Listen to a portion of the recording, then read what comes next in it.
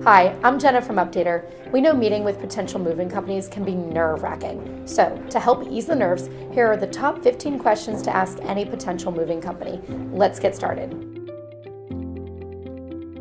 A company doesn't need to have been in business for a decade, but it should be established long enough to have a perfect track record.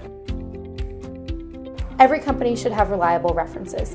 Make sure to take the time to contact them. It'll make you feel more comfortable with who you're hiring. It's important to know how your moving company will be charging so you can determine your realistic budget, especially if you're moving long distance.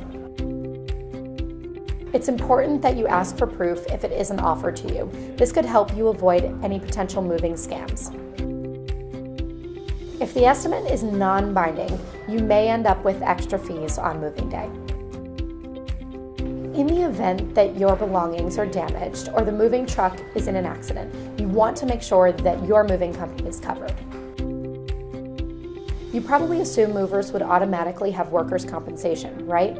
Well, not necessarily. There are some smaller companies that may not. So will you be responsible if they're injured while loading up your boxes? Packaging costs can add up quickly, and packing yourself can take a lot longer than you think.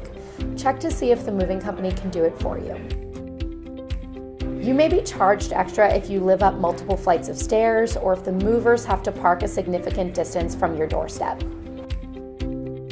Find out if you need to pay every time the moving company stops at the gas station. This can quickly add up, especially during long-distance moves.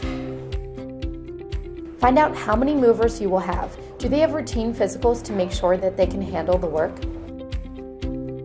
Although vehicle problems happen even with a strict maintenance schedule, there's less risk when they're properly maintained. You can expect to pay more for pianos, pool tables, and other heavy items in general. But what about your oversized sectional or your 7-foot beanbag that isn't heavy but just awkward to load?